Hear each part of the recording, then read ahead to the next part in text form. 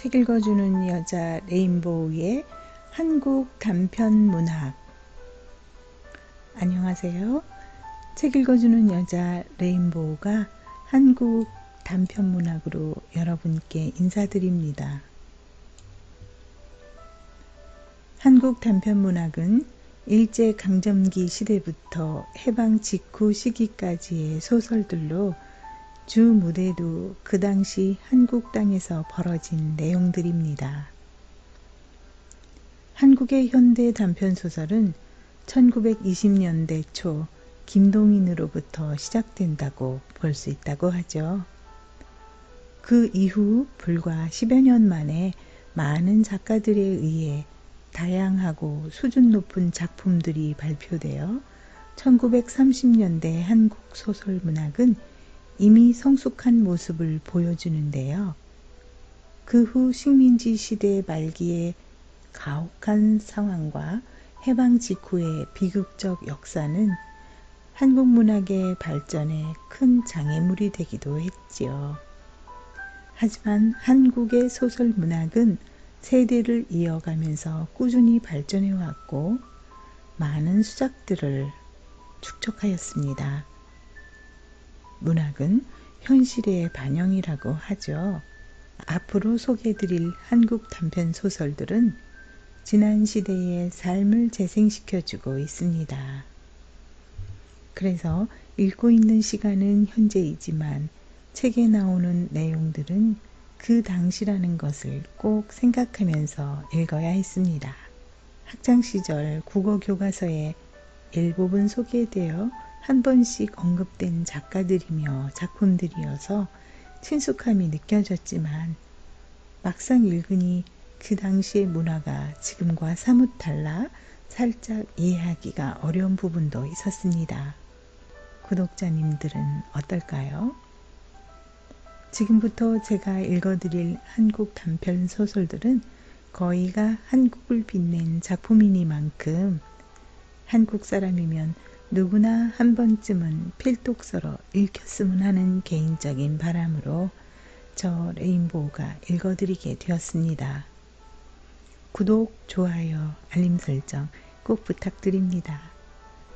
구독, 좋아요, 알림 설정은 저에게 큰 힘이 되어 준답니다.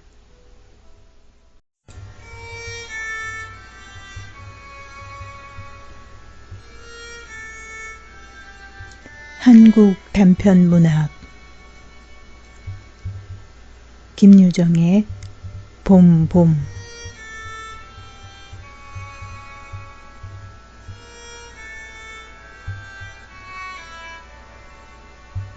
장인님, 이젠 내가 이렇게 뒤통수를 긁고 나이가 찼으니 성례를 시켜줘야 되지 않겠느냐고 하면 대답이 늘 이 자식아 성내고 뭐고 미쳐 자라야지 하고 만다.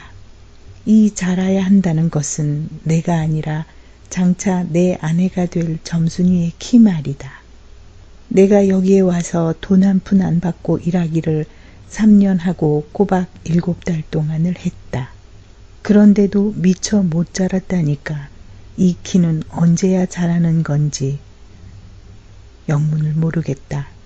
일을 좀 더 잘해야 한다든지 혹은 밥을 많이 먹는다고 노상 걱정이니까 좀 덜 먹어야 한다든지 하면 나도 얼마든지 할 말이 많다.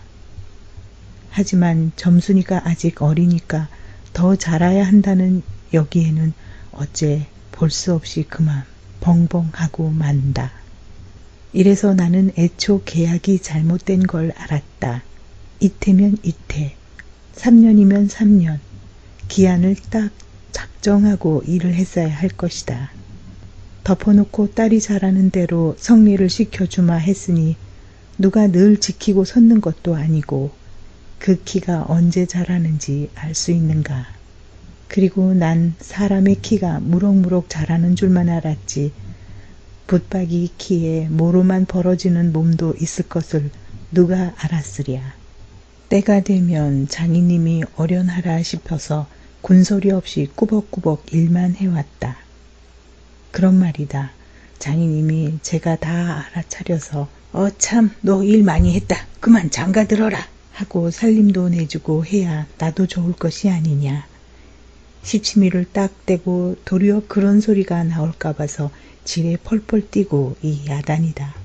명색이 좋아 대릴 사이지 일하기에 싱겁기도 할 뿐더러 이건 참 아무것도 아니다. 숙맥이 그걸 모르고 점순이의 키 자라기만 까맣게 기다리지 않았나. 언젠가는 하도 갑갑해서 자를 가지고 덤벼들어 그 키를 한번 재볼까 했다마는 우리의 장인님이 내외를 해야 한다고 해서 마주서서 이야기도 한다는 법 없다. 우물길에서 어쩌다 마주칠 적이면 겨우 눈어림으로 재보고 하는 것인데 그럴 적마다 나는 저만큼 가서 젠장 키도 하고 논둑에다 침을 퇴 뱉는다. 아무리 잘 봐야 내 겨드랑이 다른 사람보다 좀 크긴 하지만 겨드랑이 밑에서 너물락 말락 밤낮 요 모양이다. 개돼지는 푹푹 크는데 왜 이리도 사람은 안 크는지 한동안 머리가 아프도록 궁리도 해보았다. 아하, 물동이를 잡고 이니까 뼈다귀 움츠러드나 보다 하고 내가 넌지시 그물을 대신 길어도 주었다. 뿐만 아니라 나무를 하러 가면 선앙당에 돌을 올려놓고 정순이 키 좀 크게 해주십소. 그러면 다음엔 떡 갖다 놓고 고사 드립죠. 하고 치성도 한두 번 드린 것이 아니다. 어떻게 대먹은 키인지 이래도 막무가내니 그래 내 어저께 싸운 것이 결코 장인님이 밉다든가 해서가 아니다. 뭐를 붓다가 가만히 생각을 해보니까 또 싱겁다. 이 벼가 자라서 점순이가 먹고 좀 큰다면 모르지만 그렇지도 못한 걸 내 심어서 뭐라는 거냐. 해마다 앞으로 축 붉어지는 장인님의 아랫배. 너무 먹은 걸 모르고 냉병이라니. 그 배를 불리기 위하여 심곤 조금도 쉽지 않다.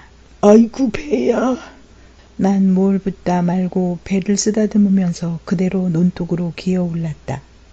그리고 겨드랑이에 꼈던 벼 담긴 키를 그냥 땅바닥에 털썩 떨어치며 나도 털썩 주저앉았다. 일이 암만 바빠도 나 배 아프면 고만이니까 아픈 사람이 누가 일을 하느냐. 파릇파릇 돋아오른 풀 한 줌을 뜯어들고 다리에 거머리를 쓱 문대며 장인님의 얼굴을 쳐다보았다. 논 가운데서 장인님이 이상한 눈을 해가지고 한참을 날 노려보더니 너 이 자식아 왜 또 이래 응?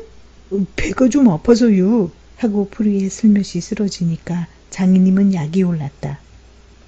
저도 논에서 철벙철벙 둑으로 올라오더니 잡은 참 내 멱살을 움켜잡고 뺨을 치는 것이 아닌가. 이 자식아 이러다 말면 누굴 망해놓을 속셈이냐. 이 대가리 까눌 자식 같으니라고. 우리 장인님은 약이 오르면 이렇게 손버릇이 아주 못했다. 또 사위에게 이 자식 저 자식 하는 이놈의 장인님은 어디 있느냐. 오죽해야 우리 동리에서 누굴 막론하고 그에게 욕을 안 먹는 사람은 명이 짧다 한다. 조그만 아이들까지도 그를 돌려 세워놓고 욕필이, 본 이름이 봉필이니까 욕필이하고 손가락질을 할 만큼 두루 인심을 잃었다. 하나 인심을 정말 잃었다면 욕보다 읍의 배참봉땡 마름으로 더 잃었다. 본디 마름이란 욕 잘하고 사람 잘 치고 그리고 생김생기길 호박개 같아서 쓰는 거지만 장인님은 외양에 뚝 됐다. 장인께 닭말이나 좀 보내지 않는다든가 애벌론 때 품을 좀 안 준다든가 하면 그해 가을에는 영락없이 땅이 뚝뚝 떨어진다. 그러면 미리부터 돈도 먹이고 술도 먹이고 안달재신으로 돌아치던 놈이 그 땅을 슬쩍 돌아앉는다. 이 바람에 장인님 집 외양간에는 눈깔 커다란 황소 한 놈이 절로 엉금엉금 기어들고 동리 사람들은 그 욕을 다 먹어가면서도 그래도 굽신굽신 하는 게 아닌가. 그러나 내겐 장인님이 감히 큰소리할 계제가 못 된다. 뒷생각은 못하고 뺨 한 대를 딱 때려놓고는 장인님은 무색해서 덤덤히 쓴 침만 삼킨다. 난 그 속을 퍽 잘 안다. 조금 있으면 갈도 꺾어야 하고 못 오내야 하고 한참 바쁜 때인데 나 일 안 하고 우리 집으로 그냥 가면 고만이니까. 작년 이맘때도 트집을 좀 하니까 늦잠 잔다고 돌멩이를 집어던져서 자는 놈의 발목을 삐게 해놨다. 사날씩이나 건성 끙끙 앓았더니 종당에는 거반 울상이 되지 않았는가. 야, 그만 일어나 일 좀 해라. 그래야 올 가을에 벼 잘 되면 너 장가들지 않니? 그래 귀가 번쩍 뛰어서 그날로 일어나서 남이 이틀 품 들일 논을 혼자 삶아 놓으니까 장인님도 눈깔이 커다랗게 놀랐다. 그럼 정말로 가을에 와서 혼인을 시켜줘야 온 경우가 옳지 않겠나. 볕섬을 척척 들어 쌓아도 다른 소리는 없고 물동이를 이고 들어오는 점순이를 담배통으로 가리키며 이 자식아 미처 커야지. 저걸 무슨 혼인을 한다고 그러니 하고 남 낯짝만 붉게 해주고 고만이다. 골김에 그저 이놈의 장인님하고 대돌에다 메꽂고 우리 고향으로 내뺄까 하다가 꾹꾹 참고 말았다. 참말이지 난 이 꼴하고는 집으로 차마 못 간다. 장가를 들러갔다가 오죽 못났어야 그대로 쫓겨왔느냐고 손가락질을 받을 테니까. 눈뚝에서 벌떡 일어나 한풀 죽은 장인님 앞으로 다가서며 넌 갈태야요. 그동안 사경초 내슈. 너 사이로 왔지 어디 머슴살러 왔니? 그러면 얼찐 성리를 해줘야 안 하지요. 밤낮 부려만 먹고 해준다. 글쎄 내가 안 하는 거냐. 그년이 안 크니까. 하고 얼음얼음 담배만 담으면서 늘 하는 소리를 또 늘어놓는다. 이렇게 따져나가면 언제든지 늘 나만 믿지고 만다. 이번엔 안 된다 하고 대뜸 구장님한테로 판단 가자고 소매자락을 내끌었다. 에이 이 자식이 왜 이래 어른을. 안 간다고 뻗디디고 이렇게 호령을 제 맘대로 하지만 장인님 제가 내 기운은 못 당한다. 막 부려먹고 딸은 안 주고 게다 땅땅 치는 건 다 뭐야. 그러나 내 사실 참 장인님이 미워서 그런 것은 아니다. 그 전날 왜 내가 쇠고개 맞은 봉우리 화전밭을 혼자 갈고 있지 않았느냐. 밭 가상이로 돌 적마다 야릇한 꽃내가 물컥물컥 코를 찌르고 머리 위에서 벌들은 가끔 붕붕 소리를 친다. 바위틈에서 샘물 소리밖에 안 들리는 산골짜기니까 맑은 하늘의 봄볕은 이불속같이 따스하고 꼭 꿈꾸는 것 같다. 나는 몸이 나른하고 몸살을 아직 모르지만 병이 나려고 그러는지 울렁울렁하고 이랬다. 이러이 마리 맘마마. 이렇게 노래를 하며 소를 부르면 여느 때 같으면 어깨가 으쓱으쓱한다. 웬일인지 반도 갈지 않아서 온몸에 맥이 풀리고 대고 짜증만 난다. 공연히 소만 드립다 두들기며 아니야 이 망할 자식의 소. 장인님의 소니까 대가리를 꺾어줄라. 그러나 내 속은 정말 아냐 때문이 아니라 점심을 이고 온 점순이의 키를 보고 우라가 났던 것이다. 점순이는 뭐 그리 썩 예쁜 계집애는 못 된다. 그렇다고 또 개떡이냐 하면 그런 것도 아니고 꼭 내 아내가 돼야 할 만큼 그저 툭툭하게 생긴 얼굴이다. 나보다 10년이 아래이니까 올해 16인데 몸은 남보다 2살이나 덜 자랐다. 남은 잘도 혼칠이들 크건만 이건 위아래가 몽톡한 것이 내 눈에는 할 일 없이 감참회와 같다. 참회 중에는 감참회가 제일 맛 좋고 예쁘니까 말이다. 둥글고 커단 눈은 서글서글하니 좋고 좀 지쳐 찢어졌지만 입은 밥술이나 톡톡히 먹음직하니 좋다. 아따 밥만 많이 먹게 되면 팔자는 고만 아니냐. 한데 한 가지 파가 있다면 가끔 가다 몸이 장인님은 이걸 채신이 없이 들까분다고 하지만 너무 빨리빨리 논다. 그래서 밥을 나르다가 때없이 풀밭에다 갯박을 쳐서 흙투성이 밥을 곧잘 먹인다. 안 먹으면 무안해할까 봐서 이걸 씹고 앉았노라면 으적으적 소리만 나고 돌을 먹는 갠지 밥을 먹는 갠지. 그러나 이날은 웬일인지 성한 밥재로 반머리에 곱게 내려놓았다. 그리고 또 내외를 해야 하니까 저만큼 떨어져 이쪽으로 등을 향하고 웅크리고 앉아서 그릇 나기를 기다린다. 내가 다 먹고 물러섰을 때 그릇을 와서 챙기는데 그런데 난 깜짝 놀라지 않았느냐. 고개를 푹 숙이고 밥함지에 그릇을 포개면서 날더러 들으라는지 혹은 제 소리인지 밤낮 일만 하다 말 텐가 하고 혼자 중얼거린다. 고대 잘 내외하다가 이게 무슨 소린가 하고 난 정신이 얼떨떨했다. 그러면서도 한편 무슨 좋은 수가 있는가 싶어서 나도 공중을 대고 혼잣말로 그럼 어떡해? 하니까 성례시켜 달랐지 뭘 어떻게 해? 하고 대알지게 쏘아붙이고 얼굴이 빨개져서 산으로 그저 도망질을 친다. 나는 잠시 동안 어떻게 되는 셈판인지 맥을 몰라서 그 뒷모양만 덤덤히 바라보았다. 봄이 되면 온갖 초목이 물이 오르고 싹이 트고 한다. 사람도 아마 그런가 보다 하고 며칠 내에 부쩍 속으로만 잘한 듯 싶은 점순이가 반가운 곳이 아니다. 이런 걸 멀쩡하게 아직 어리다고 하니까 우리가 구장님을 찾아갔을 때 그는 쌀이문 밖에 있는 돼지우리에서 죽을 퍼주고 있었다. 서울에 좀 갔다 오더니 사람은 점잖아야 한다고 윗수염 얼른 보면 지붕 위에 앉은 제비 꼬랑지 같다. 이 양쪽으로 뾰족이 뻗치고 그걸 에헴하고 늘 쓰담는 손버릇이 있다. 우리를 멀뚱히 쳐다보고 미리 알아챘는지 왜 일들 하다 말고 그래? 하더니 손을 올려서 그 에헴을 한번 후딱 했다.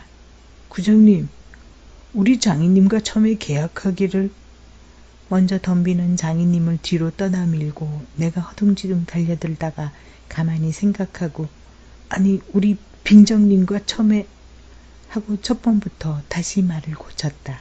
장인님은 빙장님이 해야 좋아하고 밖에 나와서 장인님 하면 괜스레 코를 내려 한다. 우리가 구장님을 찾아갔을 때 그는 쌀이문 밖에 있는 돼지우리에서 죽을 퍼주고 있었다. 서울에 좀 갔다 오더니 사람은 점잖아야 한다고 윗수염 얼른 보면 지붕 위에 앉은 제비 꼬랑지 같다. 이 양쪽으로 뾰족이 뻗치고 그걸 에헴하고 늘 쓰담는 손버릇이 있다. 우리를 멀뚱히 쳐다보고 미리 알아챘는지 왜 일들 하다 말고 그래? 하더니 손을 올려서 그 에헴을 한번 후딱 했다. 구장님, 우리 장인님과 처음에 계약하기를. 먼저 덤비는 장인님을 뒤로 떠다밀고 내가 허둥지둥 달려들다가 가만히 생각하고 아니 우리 빙장님과 처음에 하고 첫 번부터 다시 말을 고쳤다. 장인님은 빙장님 해야 좋아하고 밖에 나와서 장인님 하면 괜시레 고를 내려든다. 뱀도 뱀이라야 좋냐고 창피스러우니 남 듣는 데는 제발 빙장님, 빙모님 하라고 일상 당조짐을 받아오면서 난 그것도 잡고 있는다. 당장도 장인님 하다 옆에서 내 발동을 꼭 밟고 곁눈질을 흘기는 바람에야 겨우 알았지만 구장님도 내 이야기를 자세히 듣더니 퍽 딱한 모양이었다. 하기야 구장님뿐만 아니라 누구든지 다 그럴 게다. 길게 길러둔 새끼 손톱으로 코를 후벼서 저리 탁 튕기며 그럼 봉피씨 얼른 성례를 시켜 죽으려. 그렇게까지 지가 하고 싶다는 거를 하고 내 짐작대로 말했다. 그러나 이 말에 장인님은 삿대질로 눈을 부라리고 성례고 뭐고 계집애 년이 미처 자라야 할 게 아닌가 하니까 고만 멀수룩해서 입맛만 쩍쩍 다실 뿐이 아닌가. 그것도 그래. 그래 거진 4년 동안에도 안 자랐으니 그 킨 언제 자라지요? 다 그만두고 사경 내슈. 글쎄 이 자식아 내가 크질 말라고 그랬니? 왜 날 보고 떼냐? 빅모님은 참새만한 것이 그럼 어떻게 애 낳지요? 사실 장모님은 점순이보다도 귀때기 하나가 작다. 장인님은 이 말을 듣고 껄껄 웃더니 그러나 암만 해도 돌 씹은 상이다. 코를 푸는 척하고 날 은근히 골리려고 팔꿈치로 옆 갈비뼈를 퍽 치는 것이다. 더럽다. 나도 종아리에 파리를 쫓는 척하고 허리를 구부리며 그 궁둥이를 꽉 때밀었다. 장인님은 앞으로 우줄근하고 쌀이문깨로 쓰러질 듯하다 몸을 바로 고치더니 눈총을 몹시 쏘았다. 이런 상년의 자식 하곤 싶으나 남의 앞이라서 차마 못하고 섰는 그 꼴이 보기에 퍽 쟁그러웠다. 그러나 이 밖에는 별반 신통한 귀정을 얻지 못하고 도로 논으로 돌아와서 모를 부었다. 왜냐하면 장인님이 뭐라고 귓속말로 수군수군하고 간 뒤다. 구장님이 날 위해서 조용히 데리고 아래와 같이 일러주었기 때문이다. 뭉태의 말은 구장님이 장인에게 땅 두마지기 얻어붙이니까 그래 꿰었다고 하지만 난 그렇게 생각하지 않는다. 자네 말도 하기야 옳지. 나이 찼으니까 아들이 급하다는 게 잘못된 말은 아니야. 하지만 농사가 한창 바쁜데 일을 안 한다든가 집으로 달아난다든가 하면 손해죄로 그것도 징역을 가거든. 여기에 그만 정신이 번쩍 났다. 왜 요전에 산포만서 산에 불 좀 놓았다고 징역 간 거 못 봤나? 제 산에 불을 놓아도 징역을 가는 이때인데 남의 농사를 버려주니 죄가 얼마나 중한가. 그리고 자넨 정장을 사경받으러 정장 가겠다 했다. 정장을 간대지만 그러면 괜시리 죄를 들쓰고 들어가는 것세. 또 결혼도 그렇지. 법률에 성년이라는 게 있는데 21가 돼야지 비로소 결혼을 할 수 있는 걸세. 자네 물론 아들이 늦을 걸 염려하지만 점순이로 말하면 인제 겨우 16이 아닌가. 그렇지만 아까 빙장님의 말씀이 올가래는 열일을 젖히고라도 성례를 시켜주겠다고 하시니 좀 고마울 겐가. 빨리 가서 뭐 붙던 거나 마저 붙게. 군소리 말고 어서 가. 그래서 오늘 아침까지 끽소리 없이 왔다. 장인님과 내가 싸운 것은 지금 생각하면 전혀 뜻밖의 일이라 안 할 수 없다. 장인님으로 말하면 요즘막 자긴들에게 행세를 좀 하고 싶다고 해서 돈 있으면 양반이지 별게 있느냐 하고 일부러 아랫배를 툭 내밀고 걸음도 뒤틀리게 걷고 하는 이 판이다. 이까진 나 좀 두들기다 남의 땅을 가지고 모처럼 닦아놓았던 가문을 망친다든지 할 어른이 아니다. 또 나로 논지면 아무쪼록 잘 배서 점순이에게 얼른 장가를 들어야 하지 않느냐. 이렇게 말하자면 결국 어젯밤 뭉태네 집에 마을 간 것이 썩 나빴다. 낮에 구장님 앞에서 장인님과 싸운 것을 어떻게 알았는지 대고 빈정거리는 것이 아닌가. 그래 맞고도 그걸 가만둬? 그럼 어떡하니? 임마 봉필일 무판에다 거꾸로 박아놓지 뭘 어떻게 해? 하고 괜히 내 대신 화를 내가지고 주먹질을 하다 등잔까지 쳤다. 놈이 본시 괄괄은 하지만 그래놓고 날더러 석유값을 물라고 막 지다위를 붓는다. 난 어안이 벙벙해서 잠자코 앉았으니까 저만 연방짓거리는 소리가 밤낮 일만 해주고 있을 테냐? 영득이는 1년을 살고도 장가를 들었는데 넌 4년이나 살고도 더 살아야 해. 네가 3번째 사위인 줄이나 아냐? 3번째 사위. 남의 일이라도 분하다 이 자식아. 우물에 가 빠져 죽어. 나중에는 겨우 손톱으로 목을 따라고까지 하고 제 아들같이 함부로 후딱이었다. 별의별 소리를 다 해서 그대로 옮길 수는 없으나 그 줄거리는 이렇다. 우리 장인님이 딸이 셋이 있는데 맏딸은 재작년 가을에 시집을 갔다. 정말은 시집을 간 것이 아니라 그 딸도 대릴사유를 해가지고 있다가 내보냈다. 그런데 딸이 10살 때부터 19, 즉 10년 동안의 대릴사유를 갈아들이기를 동아리에선 사위부자라고 이름이 났지만은 연놈이란 참 너무 많다. 장인님이 아들은 없고 딸만 있는 고로 그 다음 딸을 대릴사유를 해올 때까지는 부려먹지 않으면 안 된다. 물론 머슴을 두면 좋지만 그건 돈이 드니까 일 잘하는 놈을 고르느라 연방 바꿔드렸다. 또 한편 놈들이 욕만 줄창 퍼붓고 심의도 부려먹으니까 배리상에서 달아나기도 했겠지. 점순이는 둘째 딸인데 내가 이를테면 그 세 번째 대일 사유로 들어온 셈이다. 내 담으로 네 번째 놈이 들어올 것을 내가 일도 참 잘하고 그리고 사람이 좀 어수룩하니까 장인님이 잔뜩 놓질 않는다. 셋째 딸이 인제 6살, 적어도 10살은 돼야 대릴사유를 할 테므로 그동안은 죽도록 부려먹어야 된다. 그러니 인제는 속 좀 차리고 장가를 들여달라고 때를 쓰고 나자빠져라 이것이다. 나는 건성으로 엉하며 귓등으로 들었다. 뭉태는 땅을 얻어붙이다가 떨어진 뒤로는 장인님만 보면 공연히 못 먹어서 으르렁거린다. 그것도 장인님이 저 달라고 할 적에 제 집에서 위한다는 그 감투. 예전에 원님이 쓰던 것이라 옆구리에 뽕뽕 좀먹은 걸레.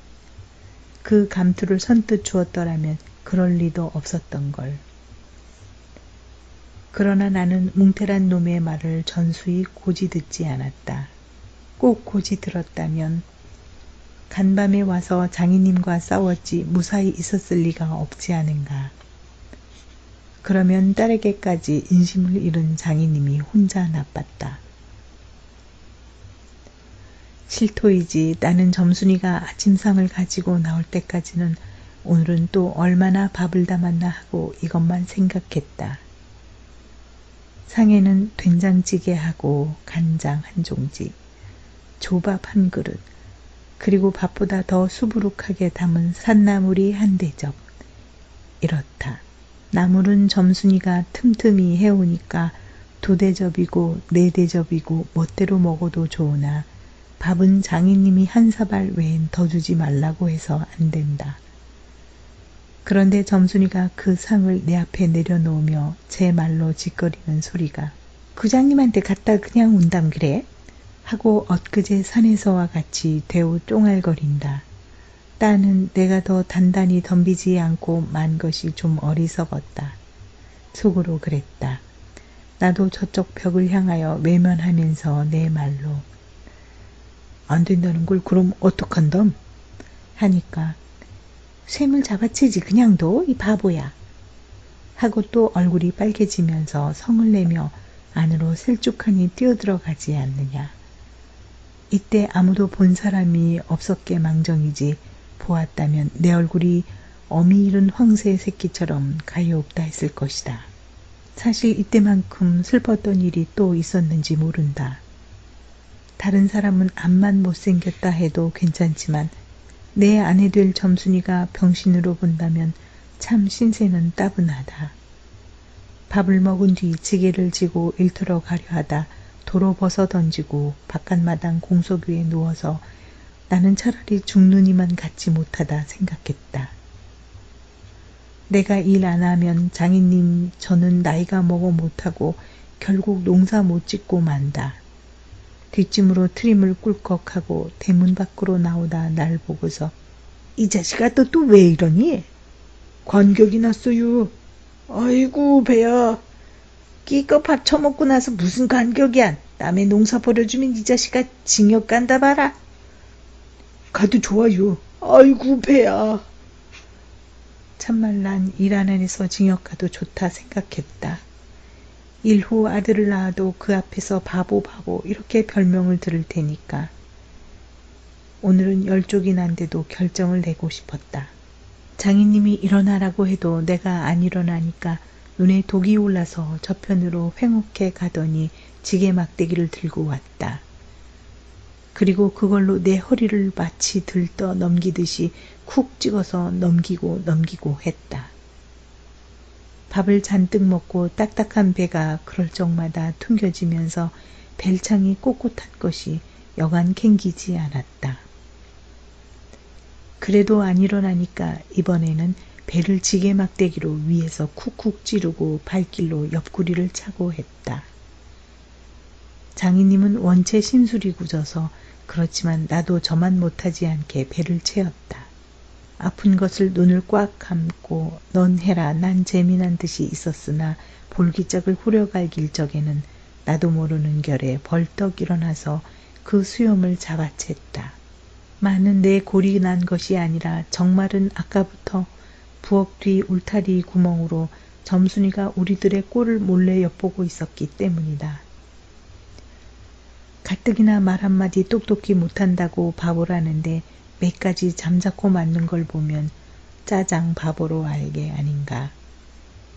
또 점순이도 미워하는 이까진 놈의 장인님하고 나하곤 아무것도 안 되니까 막 때려도 좋지만 사정 보아서 수염만 채고 제 원대로 했으니까 이때 점순이는 퍽 기뻤겠지. 이걸 깠을라 보다 하고 소리를 쳤다. 장인님은 더 약이 바짝 올라서 잡은 참 지게 막대기로 내 어깨를 그냥 내려갈겼다. 정신이 다 아찔하다. 다시 고개를 들었을 때 그땐 나도 온몸에 약이 올랐다. 이 녀석의 장인님을 하고 눈에서 불이 폭 나서 그 아래에 밭 있는 넝 아래로 그대로 떠밀어 굴려버렸다. 조금 있다가 장인님이 씩씩 하고 한번 해보려고 기어오르는 걸 얼른 또 떠밀어 굴려버렸다. 기어오르면 굴리고 굴리면 기어오르고 이러길 한 4-5번을 하며 그럴 적마다 부려만 먹고 왜 성례 안 하지요? 나는 이렇게 후령했다. 하지만 장인님이 선뜻 오냐 내리라도 성례시켜주마 했으면 나도 성가신 걸 그만두었을지 모른다. 나야 이러면 때린 건 아니니까 나중에 장인 쳤다는 누명도 안 들을 터이고 얼마든지 해도 좋다. 한 번은 장인님이 헐떡헐떡 기어서 올라오더니 내 바짓가랑이를 요렇게 노리고서 단박 움켜잡고 매달렸다. 악소리를 치고 나는 그만 세상이 다 핑그로 도는 것이 빙장님, 빙장님, 빙장님 이 자식아 잡아먹어라, 잡아먹어. 할아버지 살려줍쇼 할아버지 하고 두 팔을 허둥지둥 내절 적에는 이마에 진땀이 쭉 내솟고 인젠 참으로 죽나보다 했다. 그래도 장인님은 놓질 않더니 내가 기어이 땅바닥에 쓰러져서 거진 까무러치게 되니까 놓는다. 더럽다 더럽다 이게 장인님인가. 나는 한참을 못 일어나고 쩔쩔맸다. 그러다 얼굴을 드니 눈에 참 아무것도 보이지 않았다. 얼굴을 드니 사지가 부르르 떨리면서 나도 엉금엉금 기어가 장인님의 바짓가랑이를 꽉 움키고 잡아낚았다. 내가 머리가 터지도록 매를 얻어맞은 것도 이 때문이다. 그러나 여기가 또한 우리 장인님이 유달리 착한 곳이다. 여느 사람이면 사경을 주어서라도 당장 내쫓았지. 터진 머리를 불솜으로 손수 지져주고 호주머니에 희연 한 봉을 넣어주고 그리고 올가린 꼭 성례를 시켜주마. 암마 말고 가서 뒷골에 콩밭이나 얼른 갈아라 하고 등 두덕여 줄 사람이 누구냐. 나는 장인님이 너무나 고마워서 어느덧 눈물까지 났다. 점순이를 남기고 인젠 내쫓기려니 하다 뜻밖의 말을 듣고 빙장님 이제 다시는 안 그러겠어요. 이렇게 맹세를 하며 부랴부랴 지게 가지고 일터로 갔다. 그러나 이때는 그걸 모르고 장인님을 원수로만 여겨서 잔뜩 잡아당겼다. 이놈아 놔라 놔! 장인님은 헛손질을 하며 솔기미에 챈 달개 소리를 질렀다. 놓긴 왜 이왕이면 호되게 혼을 내주리라 생각하고 짓궂게 더 당겼다. 많은 장인님이 땅에 쓰러져 눈에 눈물이 핑 도는 것을 알고 좀 겁도 났다. 할아버지 놔라 놔. 그래도 안 되니까 점순아 이 악장에 안에 있던 장모님과 점순이가 헐레벌떡하고 나침에 뛰어왔다. 나의 생각에 장모님은 제 남편이니까 역성을 하는지도 모른다. 그러나 점순이는 내 편을 들어서 속으로 고소해야겠지. 대체 이게 웬 속인지 아버지를 혼내주기는 제가 내려놓고 이제 와서는 달려들며 에그머니, 이 망할 게 아버지 죽이네. 하고 내 귀를 뒤로 잡아당기며 마냥 우는 것이 아니냐. 그만 여기에 기운이 탁 꺾여 나는 얼빠진 등신이 되고 말았다. 장모님도 덤벼들어 한쪽 귀마저 뒤로 잡아채면서 또 우는 것이다. 이렇게 꼼짝도 못하게 해놓고 장인님은 지게 막대기를 들어서 사뭇 내리조졌다. 그러나 나는 구태여 피하지도 않고 암만 해도 그 속 알 수 없는 점순이의 얼굴만 멀거니 들여다보았다. 이 자식 장인님에서 할아버지 소리가 나오도록 해? 이 본봄은 1935년 12호로 조강에 발표된 단편으로 김유정의 작가적 위치를 확고하게 해준 작품입니다. 해학성과 향토적 서정성이라는 김유정 문학의 특징이 가장 잘 드러난 이 작품은 대릴사위로 머슴 노릇을 하는 주인공 나와 대릴사위 제도를 이용해 머슴살이 노역을 착취하는 장인 사이의 갈등을 이야기의 근간으로 하고 있습니다. 작가는 마름과 소작인이라는 이 대립되는 두 인물을 통해 당시 서민들의 삶의 애환과 농촌 젊은이들의 순박한 애정관계를 희화적으로 그려내고 있었습니다. 화자인 나는 딸과 혼인시켜준다는 약속만 믿고 4년 가까이 세경 한 푼 못 받고 마름인 장인의 집에서 머슴 노릇을 하고 있었지요. 하지만 장인은 16살인 점순이의 자라지 않는 키만을 탓하며 혼례를 시켜주지 않았습니다. 사실 마름인 장인은 딸을 미끼로 데려온 대릴서이들을 머슴처럼 부림으로써 농사를 쉽게 짓는 것이고요. 결국 사실을 아는 주인공은 참지 못하고 장인에게 대들어 소동을 일으키죠. 하지만 자기 편이라고 믿었던 점순이가 오히려 장인 편에서 자기를 타박하자 주인공은 갑자기 얼이 빠져 매만 맞게 되었죠. 주인공과 마름인 장인의 관계는 실제적으로는 매우 심각하고 현실적인 문제입니다. 하지만 작가는 주인공 나의 어리숙함과 장인의 간교함을 해학과 풍자의 방식으로 대비시킴으로써 풋풋한 웃음을 자아내게 했습니다. 특히 점순이의 키를 두고 입씨름을 벌이는 장면과 장인과 사위가 뒤엉켜 서로 급소를 공격하며 싸우는 모습은 잠옷 심각할 수 있는 갈등을 웃음으로 풀어나간 대표적인 장면들입니다. 이러한 해학성은 작가의 다른 작품에서처럼 1인칭 화자의 순박한 서술과 직접적으로 표출되는 구어, 방언, 속어 등이 토속적 어휘로 인해 더욱 자연스레 강화되고 있었습니다. 본봄은 1930년대 농촌사회의 열악한 현실과 식민지 치하의 서글픈 우리 민족의 운명을 상징적으로 그려냈다고 해석되어지기도 합니다.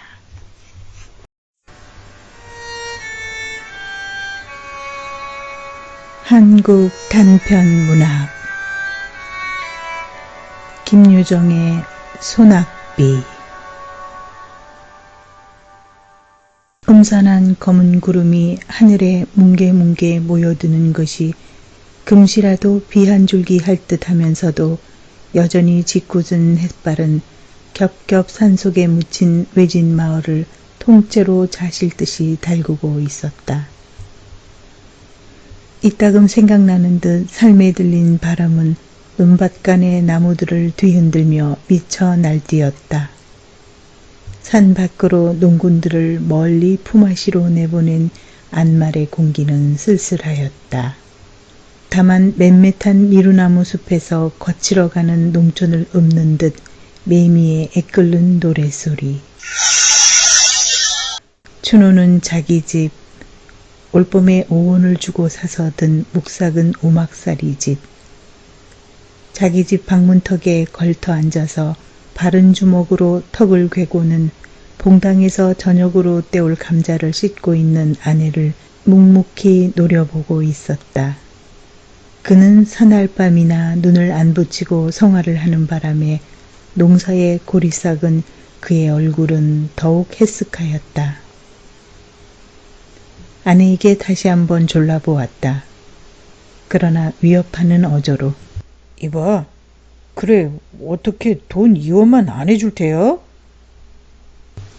아내는 역시 대답이 없었다. 갓 잡아온 새댁 모양으로 씻는 감자나 씻을 뿐 잠자코 있었다.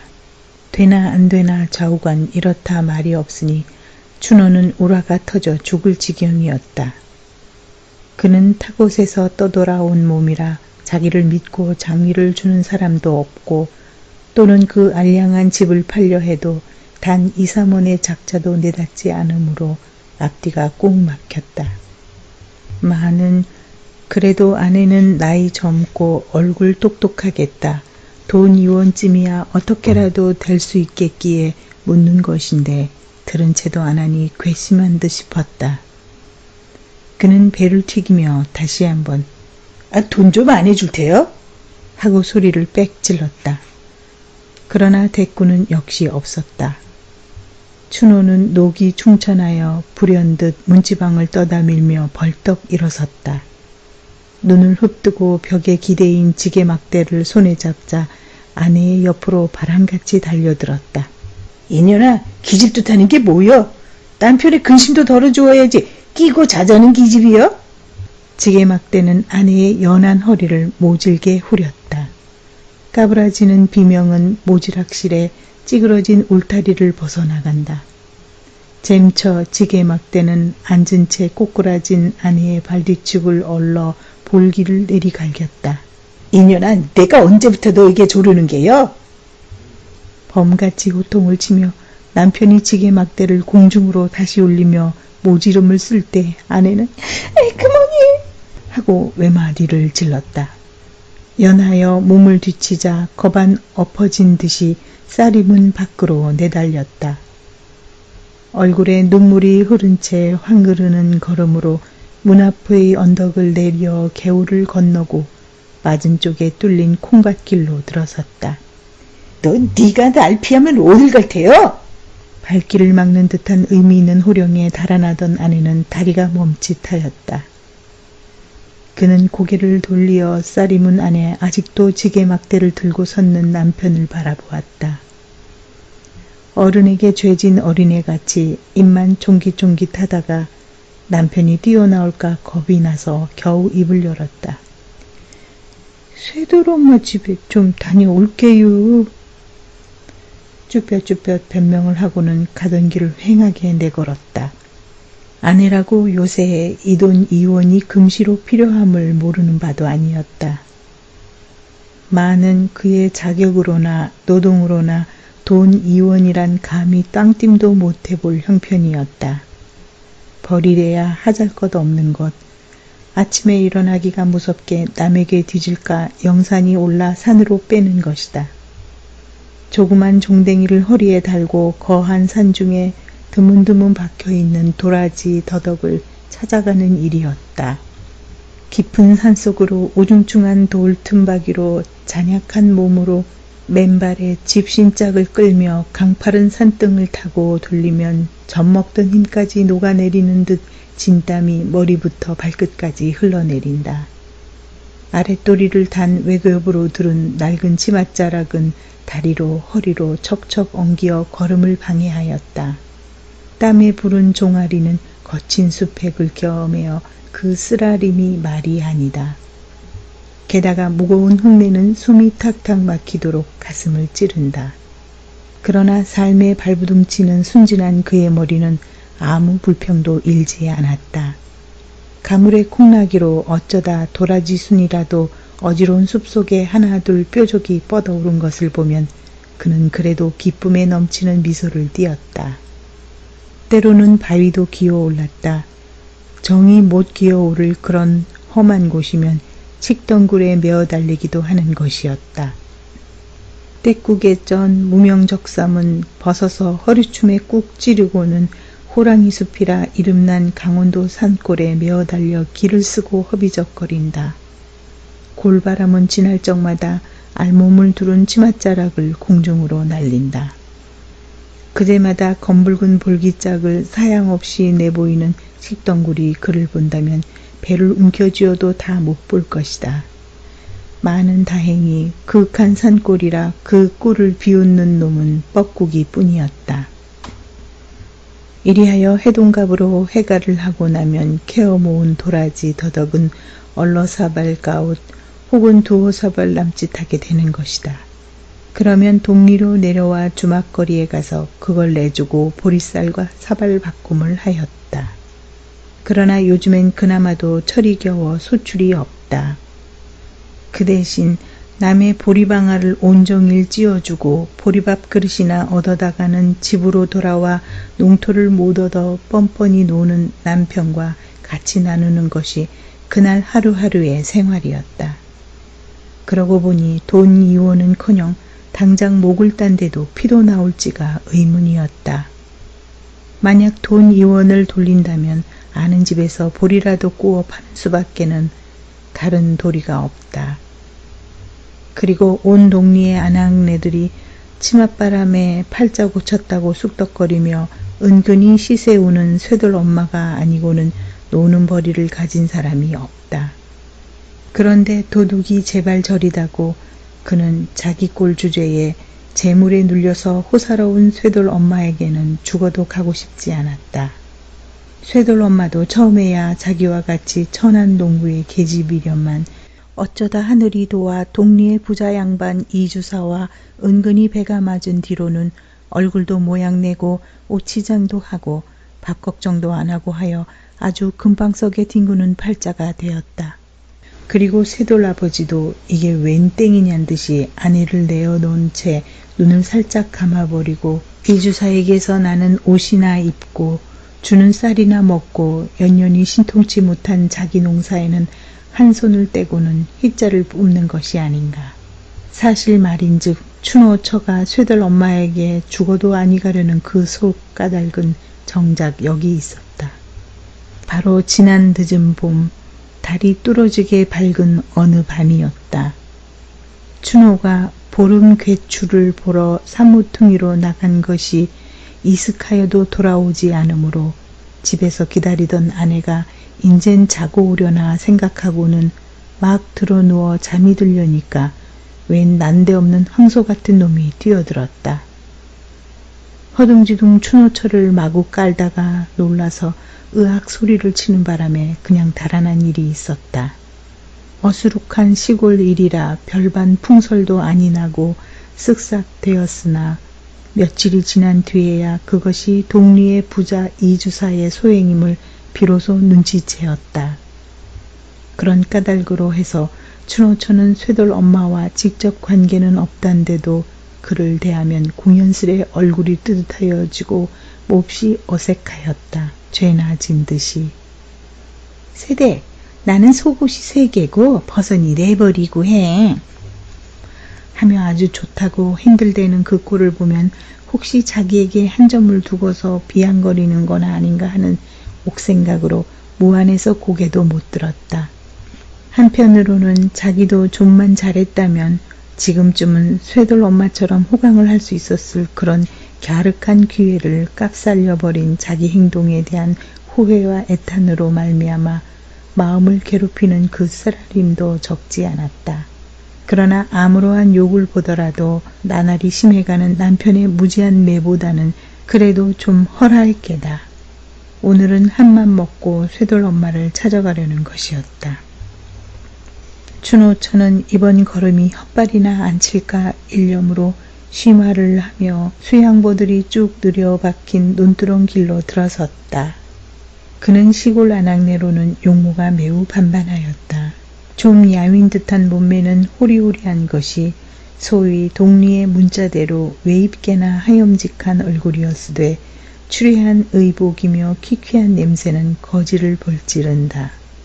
그는 왼손 바른손으로 격금내기로 치맛귀를 여며가며 속살이 비어질까 조심조심 걸었다.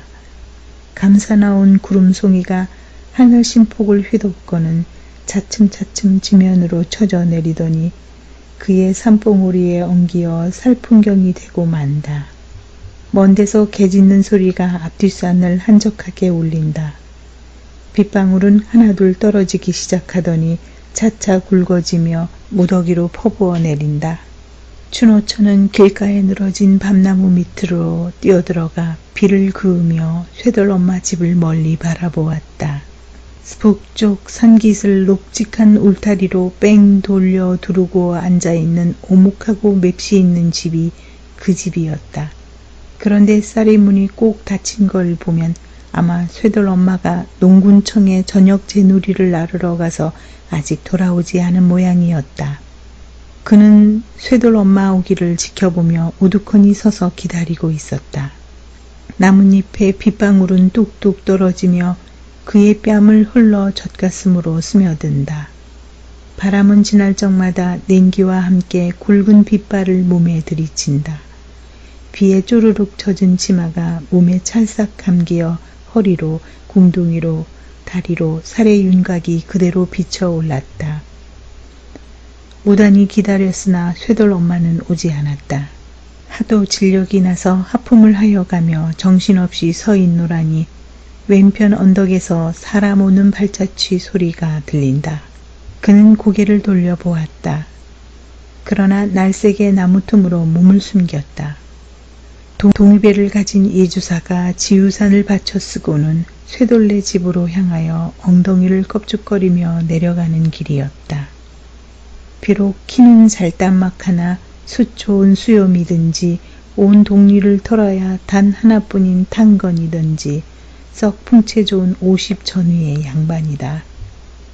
그는 쌀이 문 앞으로 가더니 자기 집처럼 거침없이 문을 떠다밀고는 속으로 버젓이 들어가 버린다. 이것을 보는 춘호천은 다시금 속이 편치 않았다. 자기는 개돼지같이 무시로 매만 맞고 돌아치는 천덕꾼이다. 안팎으로 겹귀염을 받으며 간들대는 쇠돌 엄마와 사람된 치수가 두드러지게 다름을 그는 알 수 있었다.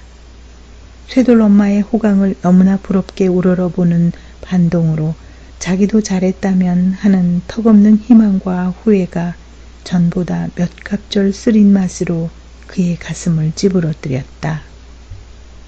쇠돌레 집을 하염없이 건너다 보다가 어느덧 저도 모르게 긴 한숨이 굴러내린다. 언덕에서 쓸려내리는 사태물이 발등까지 개흙으로 덮으며 소리쳐 흐른다. 빗물에 폭 젖은 몸뚱어리는 점점 떨리기 시작한다. 그는 가볍게 몸소리를 쳤다. 그리고 당황한 시선으로 사방을 경계하여 보았다. 아무도 보이지는 않았다. 다시 시선을 돌려 그 집을 쏘아보며 속으로 궁리하여 보았다. 안에는 확실히 이주사뿐일 게다. 그때까지 걸렸던 쌀이문이라든지 또는 울타리에 넣은 빨래를 여태 안 걷어들이는 것을 보면 어떤 맹세를 두고라도 분명히 이주사 외에 다른 사람은 하나도 없을 것이다. 그는 마음 놓고 비를 맞아가며 그 집으로 달려들었다. 봉당으로 선뜻 뛰어오르며 쇠돌 엄마 계슈?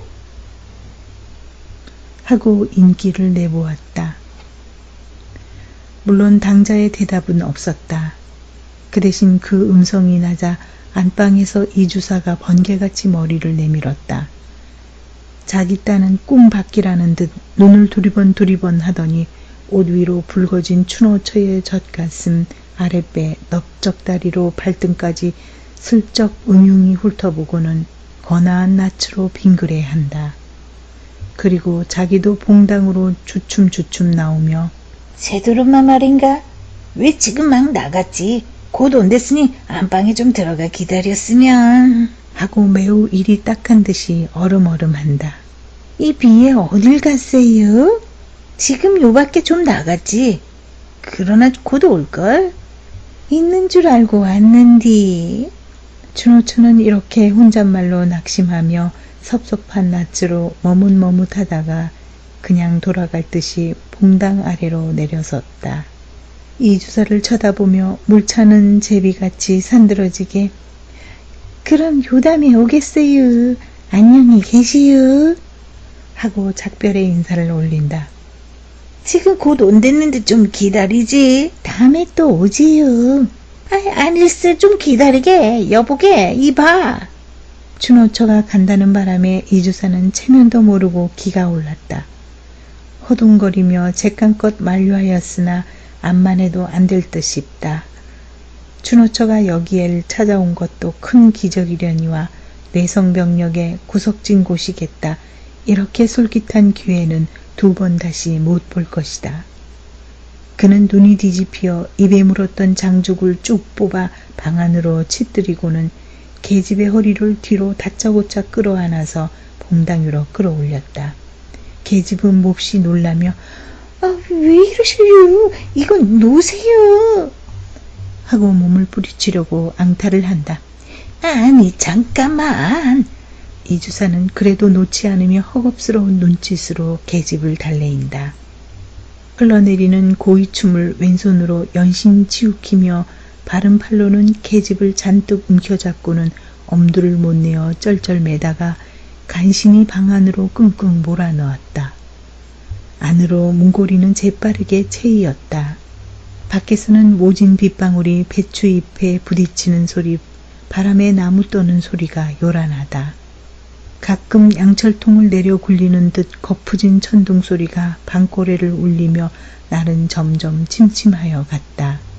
얼마쯤 지난 뒤였다. 이만하면 길이 들었으려니 안심하고 이주사는 날숨을 후 하고 돌린다. 실없이 고마운 비 때문에 바락도 못 치고 앙살도 못 피우고 무릎 앞에 고분고분 늘어져 있는 계집을 대견히 바라보며 빙긋이 얼러보았다. 계집은 온몸에 진땀이 쭉 흐르는 것이 꽤 더운 모양이다. 벽에 걸린 쇠돌 어멈에 적삼을 꺼내며 계집의 몸을 말쑥하게 홀닦기 시작한다. 발끝에서 얼굴까지. 너 19이지? 하고 이주사는 취한 얼굴로 얼간히 물어보았다. 네. 하고 배떨어진 대답. 계집은 이주사 손에 눌리어 일어나지도 못하고 죽은 듯이 가만히 누워있다. 이주사는 계집의 몸을 다 씻고 나서 한숨을 내뿜으며 담배 한 대를 턱 피워 물었다. 그래 요새도 서방에게 주리경을 치느냐? 하고 묻다가 아무 대답도 없음에 원 그래서야 어떻게 산단 말이냐. 하루 이틀도 아니고 사람의 일이라나 알 수 있는 거냐. 그러다 혹시 맞아 죽으면 정장 하나 해볼 곳 없는 거야. 허니 내 명이 아까우면 덮어놓고 민적을 가르는 게 낫겠지. 하고 계집의 신변을 위하여 염려를 마지 않다가 번뜩 한 가지 궁금한 것이 있었다. 너 참 아이 낳았다 죽었다더구나. 네. 어디 난 듯이나 싶으냐? 계집은 얼굴이 홍당무가 되어지며 아무 말 못하고 고개를 외면하였다. 이주사도 그까짓것 더 묻지 않았다. 그런데 웬 녀석의 냄새인지 무생채 썩는 듯한 시커무레한 악취가 불시로 코청을 찌르니 눈살을 찌푸르지 않을 수 없다. 처음에야 그런 줄은 소통 몰랐더니 알고 보니까 비위가 조이 역하였다. 그는 빨고 있는 담배통으로 계집의 배꼽깨를 똑똑히 가리키며 예, 이 살에 때꼽 좀 봐라. 그래, 물이 흔한데 이것 좀 못 씻는단 말이냐? 하고 모처럼의 기분을 상한 것이 앵하단 듯이 꺼림한 기색으로 혀를 찼다. 하지만 계집이 참다 이내 무안에 못 이기어 일어나 치마를 입으려 하니 그는 역정을 벌컥 내었다. 옷을 빼앗아 구석으로 동댕이를 치고는 다시 그 자리에 끌어앉혔다. 그리고 자기 딸이나 책하듯이 아주 대범하게 꾸짖었다. 왜 그리 계집이 달망대니? 좀 틈직지가 못하고. 춘호초가 그 집을 나선 것은 들어간 지 약 1시간 만이었다. 비가 여전히 쭉쭉 내린다. 그는 진땀을 있는 대로 흠뻑 쏟고 나왔다. 그러나 의외로 아니 천행으로 오늘 일은 성공이었다. 그는 몸을 솟치며 생긋하였다. 그런 모욕과 수치는 난생 처음 당하는 봉변으로 지랄 중에도 몹쓸 지랄이었으나 성공은 성공이었다. 복을 받으려면 반드시 고생이 따르는 법이니 이까짓 거야. 골백뻥 당한데도 남편에게 매나 안 맞고 의좋게 살 수만 있다면 그는 사양치 않을 것이다. 이 주사를 하늘같이 은인같이 여겼다. 남편에게 부쳐 먹을 농토를 줄 테니 자기의 첩이 되라는 그 말도 죄송하였으나 더욱이 돈 2원을 줄게니 내일 이맘때 쇠돌레 집에서 넌지시 만나자는 그 말은 무엇보다도 고마웠고 벅찬 짐이나 푼 듯 마음이 홀가분하였다. 다만 일켜는 것은 자기의 행실이 만약 남편에게 발각되는 나절에는 대매에 맞아 죽을 것이다. 그는 일변 기뻐하며 일변 애를 태우며 자기 집을 향하여 세차게 쏟아지는 빗속을 가분가분 내려 달렸다. 춘우는 아직도 분이 못 풀리어 뾰루퉁하니 홀로 앉았다. 그는 자기의 고향인 인제를 등진 지 벌써 3년이 되었다. 해를 이어 흉작의 농작물은 말 못되고 따라 빚쟁이들의 위협과 악다구니는 날로 심하였다. 마침내 할 일 없이 집 세간살이를 그대로 내버리고 알몸으로 밤도주하였던 것이다. 살기 좋은 곳을 찾는다고 나이 어린 아내의 손목을 끌고 이산저산을 넘어 표량하였다. 그러나 우정 찾아둔 곳이 고작 이 마을이나 산속은 역시 일반이다. 어느 산골을 가 호미를 잡아보아도 정은 조그만치도 안 붙었고 거기에는 오직 쌀쌀한 불안과 굶주림이 품을 벌려 그를 맞을 뿐이었다. 터무니없다 하여 농토를 안 준다. 일구멍이 없음에 품을 못 판다. 밥이 없다. 결국에 그는 피폐하여 가는 농민 사이를 감도는 엉뚱한 투기심에 몸이 달떴다. 요사이 며칠 동안을 두고 요 너머 뒷산 속에서 밤마다 큰 노름판이 벌어지는 기미를 알았다. 그는 자기도 한몫 보려고 끼룩거렸으나 좀처럼 미천을 만들 수가 없었다. 이원, 수나 좋아서 이 이원이 조화만 잘한다면 금세 발복이 못 된다고 누가 단언할 수 있으랴. 30-40원 따서 동리에 빚이나 대충 가리고 옷 한 벌 지어 입고는 진절이 나는 이 산골을 떠나려는 것이 그의 배포였다. 서울로 올라가 아내는 안잠을 재우고 자기는 노동을 하고 둘이서 다구지게 벌면 안락한 생활을 할 수 있을 텐데 이런 산구석에서 굶어 죽을 맛이야 없었다. 그래서 젊은 아내에게 돈 좀 해오라니까 요리 맡긴 조리 맡긴 매만 피하고 곁들여 주지 않으니 그 소행이 여간 괘씸한 것이 아니다. 아내가 물에 빠진 생쥐꼴을 하고 집으로 달려들자 미처 입도 벌리기 전에 남편은 이를 악물고 주먹뺨을 냅다 붙인다. 너 이년 매만 살살 피하고 어디가 자빠졌다 왔니? 볼치 한 대를 얻어맞고 아내는 오기가 질려 벙벙하였다. 그래도 직성이 못 풀려 남편이 다시 매를 손에 잡으려 하니 아내는 질겁을 하여 살려달라고 두 손으로 빌며 개신개신 입을 열었다. 내일 돼요, 내일. 돈 내일 된다고요. 하며 돈이 변통됨을 삼가 아래는 그의 음성은 절반이 울음이었다. 남편이 반신반의하여 눈을 찡긋하다가 내일? 하고 목청을 돋았다. 내일 된다고요. 꼭 돼요? 네, 내일 된다고요. 남편은 시골 물정에 능통하니만치 난데없이 돈 2원이 어디서 어떻게 되는 것까지는 추궁에 물으려 하지 않았다. 그는 저기 안심한 얼굴로 방문턱에 걸터 앉으며 담뱃대에 불을 구웠다. 그제야 비로소 아내도 마음을 놓고 감자를 삶으러 부엌으로 들어가려 하니 남편이 곁으로 걸어오며 측은한 듯이 말리었다. 병나 방에 들어가 어여 옷이나 말려. 감자는 내 삶을게. 먹물같이 짙은 밤이 내렸다. 비는 더욱 소리를 치며 앙상한 그들의 방벽을 앞뒤로 울린다. 천장에서 비는 새지 않으나 집 지은 지가 오래되어 고래가 물러앉다시피 된 방이라 도배를 못한 방바닥에는 물이 스며들어 귀 축축하다. 거기다 거적 두 입만 덩그렇게 깔아놓은 것이 그들의 침소였다. 석유불은 없어 캄캄한 바로 지옥이다. 벼룩은 사방에서 마냥 스물거린다. 그러나 등골잠에 익숙한 그들은 천연덕스럽게 나란히 누워 줄기차게 퍼붓는 밤 빗소리를 귀담아 듣고 있었다. 가난으로 인하여 부부간의 애틋한 정을 모르고 나날이 매질로 불평과 원한 중에서 복대기는 그들도 이 밤에는 불시로 화목하였다. 단지 남편의 품에 든 돈 2원을 꿈꾸어 보고도 서울 언제 갈라요?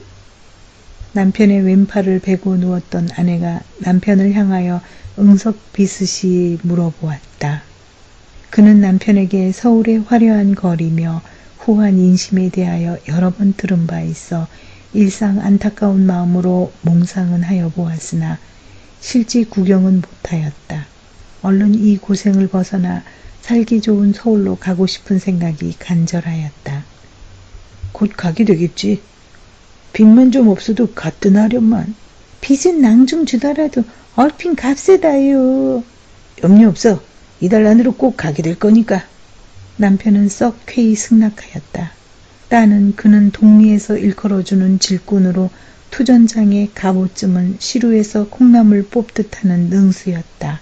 내일 밤 2원을 가지고 벼락같이 노름판에 달려가서 있는 돈이란 깡그리 모집어 올 생각을 하니 그는 은근히 기뻤다. 그리고 교묘한 자기의 손재간을 홀로 뽐내었다. 이번이 서울 처음이지? 하매 그는 서울 바람 좀 한번 쐬었다고 큰 체를 하며 팔로 아내의 머리를 흔들어 물어보았다. 성비가 워낙 겁겁한지라 지금부터 서울 갈 준비를 착착 하고 싶었다. 그가 제일 걱정되는 것은 둠 구석에 뇌 자라먹은 아내를 데리고 가면 서울 사람에게 놀림도 받을 게고 거리끼는 일이 많을 듯 싶었다. 그래서 서울 가면 꼭 지켜야 할 필수 조건을 아내에게 일일이 설명치 않을 수 없었다. 첫째, 사투리에 대한 주의부터 시작되었다.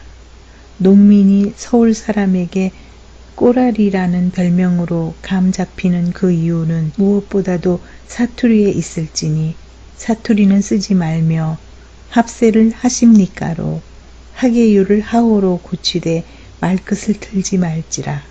또 거리에서 어릿어릿하는 것은 내가 시골뜨기요 하는 얼뜬 짓이니 갈 길은 제게 가고 볼루는 또릿또릿이 볼지라 하는 것들이었다.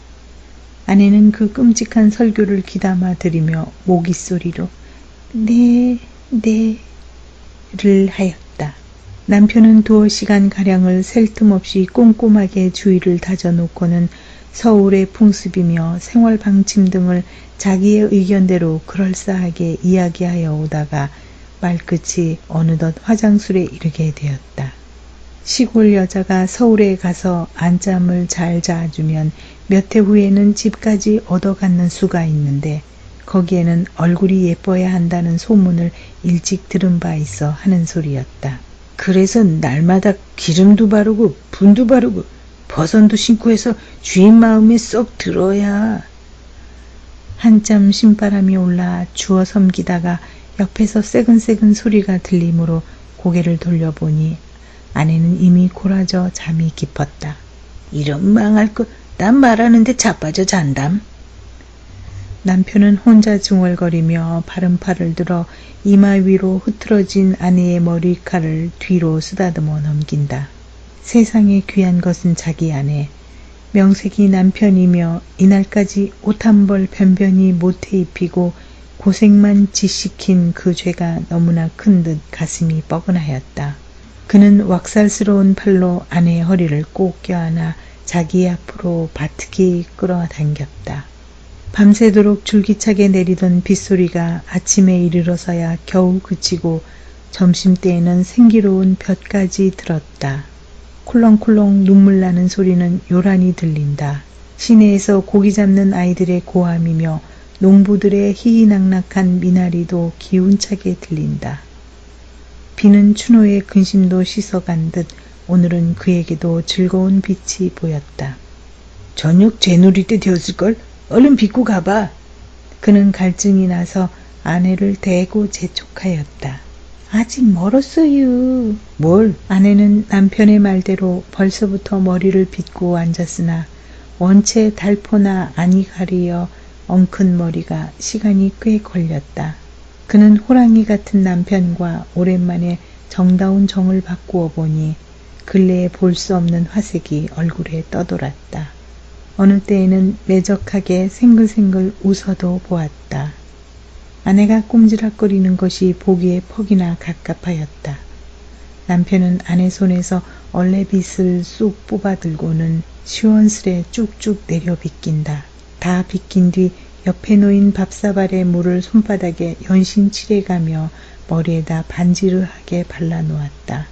그래놓고 위서부터 머리카락을 재워가며 맵시 있게 쪽을 딱 찔러주더니 오늘 아침에 한사코 공을 들여 삼아 놓았던 집신을 아내의 발에 신기고 주먹으로 차근차근 골을 내주었다. 인제 가봐. 하다가 바로 곧 와, 응? 하고 남편은 그 이원을 고이 받고자 손색 없도록 실패 없도록 아내를 모양내 보냈다. 잘 들으셨나요? 소낙비는 1935년 1월 조선일보의 신춘문예에 당선되었던 작품이죠. 딸아지 목숨이라는 원제목이 암시하는 바처럼 이 소설은 궁핍한 농촌을 배경으로 고향을 버리고 타관으로 떠도는 1930년대 한국 유랑 농민의 서글픈 삶의 애환을 그리고 있죠. 이 작품은 해학적이고 향토적인 방식으로 인간의 원초적인 본능성을 다룬다는 김유정 문학의 본질을 배경으로 하고 있으면서 동시에 농촌 사회의 부조리와 모순이라는 현실주의적 측면도 짙게 반영하고 있습니다. 따라서 이 소설에서 보여지는 해학은 단순한 익살이 아닌 깊은 애수를 밑바닥에 깔고 있는 비극적인 해학인 것이죠. 소설의 주인공인 춘호와 그의 아내는 김유정 특유의 순박하고 어리석은 인물들이며 시대적 현실상을 체현하고 있는 인물들이기도 하지요. 흉작과 빚으로 고향을 떠나 떠돌아다니는 유랑민인 춘호는 돈 2원만 있으면 노름판에서 한몫 잡아 서울로 갈 꿈에 젖어 있었습니다. 그리고 그 같은 욕심에 그는 매질을 하며 아내에게 매음을 강요합니다. 아내는 처음에는 매음을 수치로 알았지만 후에는 매음을 해서 호강하는 쇠돌 엄마를 부러워하며 남편의 매를 피해 아무런 죄의식 없이 이주사에게 몸을 팔았죠. 이처럼 이 소설은 가난을 해결하기 위해 아내에게 몸까지 팔게 하는 유랑민 부부의 서글픈 삶을 통해 당시 농촌 사회의 궁핍하고 부조리한 삶과 불감증에 걸린 윤리의식의 문제를 의식적으로 간파해내고 있었습니다.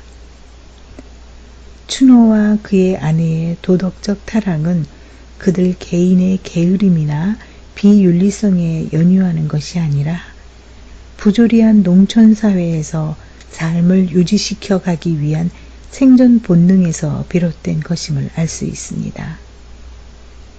그리고 바로 이러한 점이 비록 해학적으로 전개되었음에도 불구하고 이 소설에서 시대적 아픔을 느끼게 해주는 주요 요인이었던 것입니다.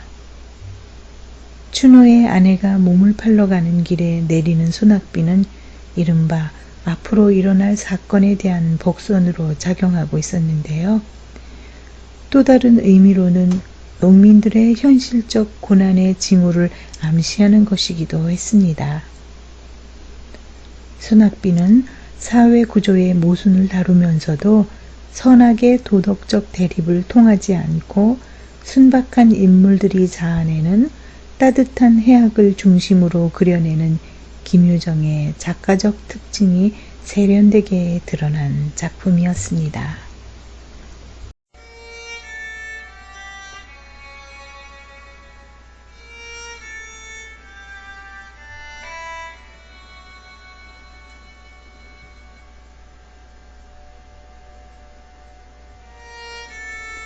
한국 단편 문학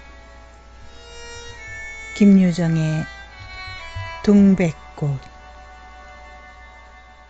오늘도 우리 수탉이 막 쫓기었다. 내가 점심을 먹고 나무를 하러 갈 양으로 나올 때이었다. 산으로 올라서려니까 등 뒤에서 푸드덕 푸드덕 하고 달괴의 횟소리가 야단이다. 깜짝 놀라서 고개를 돌려보니 아니나 다르랴 두 놈이 또 얼리었다. 대강이가 크고 똑 오소리같이 실팍하게 생긴 놈 점순네 수탉이 덩저리 작은 우리 수탉을 함부로 해내는 것이다. 그것도 그냥 해내는 것이 아니라 푸드덕하고 면두를 쪼고 물러섰다가 좀 사이를 두고 또 푸드덕하고 모가지를 쪼았다. 이렇게 멋을 부려가며 여지없이 닦아 놓는다.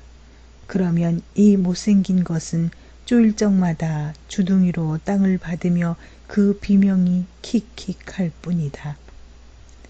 물론 미처 아물지도 않은 면두를 또 쪼이어 붉은 선혈은 뚝뚝 떨어진다. 이걸 가만히 내려다보자니 내 대강이가 터져서 피가 흐르는 것 같이 두 눈에서 불이 번쩍 난다.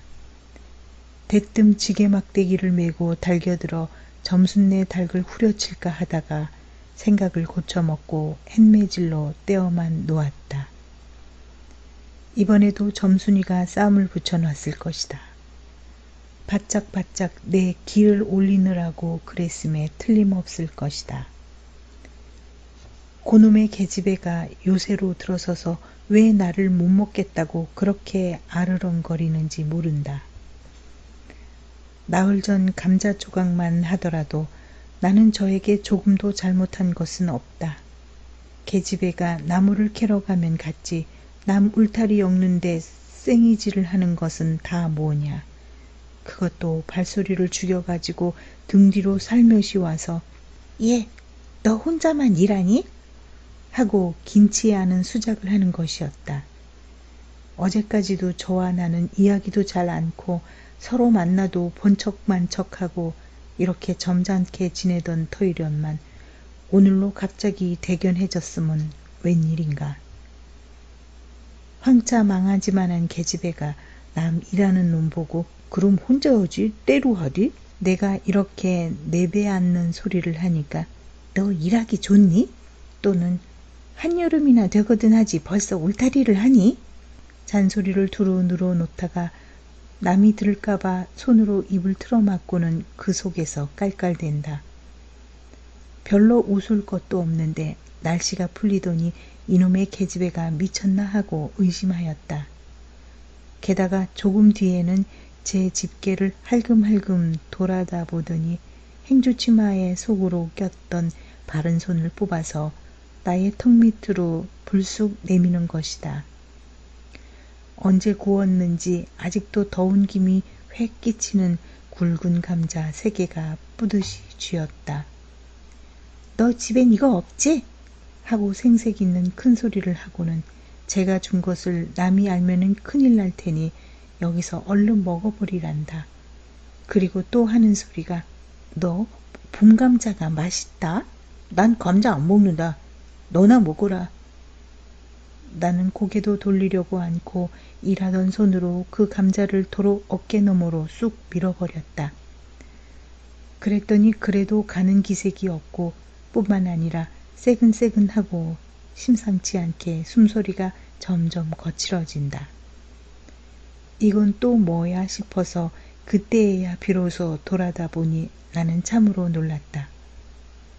우리가 이 동네에 들어온 것은 근 3년째 되어 오지만 여태까지 가무잡잡한 점순이의 얼굴이 이렇게까지 홍당무처럼 새빨개진 법이 없었다.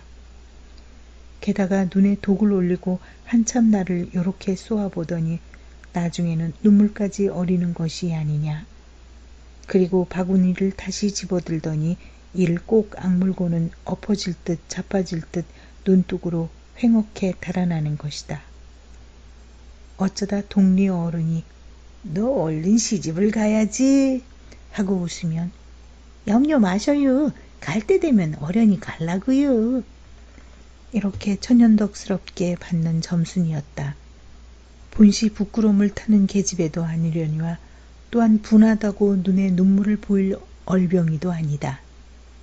분하면 차라리 나의 등허리를 바구니로 한번 모지게 후려 세리고 달아날지언정.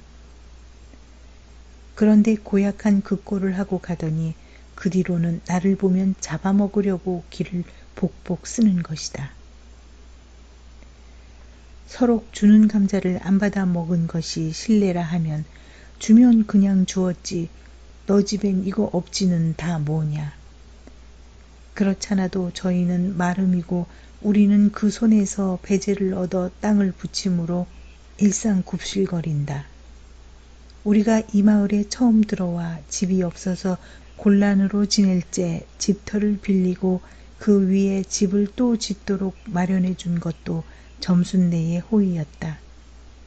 그리고 우리 어머니 아버지도 용사 때 양식이 달리면 점순네한테 가서 부지런히 구워다 먹으면서 인품 그런 집은 다시 없으리라고 침이 마르도록 칭찬하곤 하는 것이다. 그러면서 17씩이나 된 것들이 수근수근하고 붙어 다니면 동리에 소문이 사납다고 주의를 시켜준 것도 또 어머니였다. 왜냐하면 내가 점순이하고 일을 저질렀다가는 점순내가 노할 것이고 그러면 우리는 땅도 떨어지고 집도 내쫓기고 하지 않으면 안 되는 까닭이었다. 그런데 이놈의 계집애가 까닭 없이 길을 복복 쓰며 나를 말려 죽이려고 들은 것이다. 눈물을 흘리고 간 그 다음날 저녁 나절이었다. 나무를 한 짐 잔뜩 치고 산을 내려오려니까 어디서 닭이 죽는 소리를 친다. 이거 네 집에서 닭을 잡나 하고 점순내 울 뒤로 돌아오다가 나는 고만 두 눈이 둥그레졌다. 점순이가 제 집 봉당에 홀로 걸터 앉았는데 아 이게 치마 앞에다 우리 씨암탉을 꼭 붙들어 놓고는 이놈의 닭 죽어라 죽어라 요렇게 안팡스레 패주는 것이 아닌가. 그것도 대가리나 치면 모른다마는 아주 알도 못 나오라고 볼글짝개를 주먹으로 콕콕 쥐어박는 것이다. 나는 눈에 쌍심지가 오르고 사지가 부르르 떨렸으나 사방을 한번 휘둘러 보고야 그제서야 점순이 집에 아무도 없음을 알았다. 잡은 참 지게 막대기를 들어 울타리에 중턱을 후려치며 이놈의 계집애 남의 닭 알 못 나라고 그러니? 하고 소리를 빽 질렀다. 그러나 점순이는 조금도 놀라는 기색이 없고 그대로 의젓이 앉아서 제 닭 가지고 하듯이 또 죽어라 죽어라 하고 패는 것이다. 이걸 보면 내가 산에서 내려올 때를 겨냥해 가지고 미리부터 닭을 잡아 가지고 있다가 너 보란 듯이 내 앞에서 죄 지르고 있으니 확실하다. 그러나 나는 그렇다고 남의 집에 뛰어들어가 계집애하고 싸울 수도 없는 노릇이고 형편이 썩 불리함을 알았다. 그래 닭이 맞을 적마다 지게 막대기로 울타리를 후려칠 수밖에 별도리가 없다. 왜냐하면 울타리를 치면 칠수록 올섭이 물러앉으며 뼈대만 남기 때문이다. 하나 아무리 생각하여도 나만 믿지는 노릇이다. 아 이년아 남의 닭 아주 죽일 터이냐? 내가 도끼 눈을 뜨고 다시 꽥 호령을 하니까 그제서야 울타리께로 쪼르르 오더니 울밖에 섰는 나의 머리를 겨누고 닭을 내팽개친다. 에이 더럽다 더럽다 더러워 더러운 걸 널더러 입대 끼고 있으랬니? 망할 계집애년 같으니 하고 나도 더럽단 듯이 울타리께를 횡혹해 돌아내리며 약이 오를 대로 다 올랐다라고 하는 것은 암탉이 풍기는 서슬에 나의 이맛배기에다 물지똥을 찍 깔겼는데 그걸 본다면 알집만 터졌을 뿐 아니라 골병이 단단히 든 듯 싶다.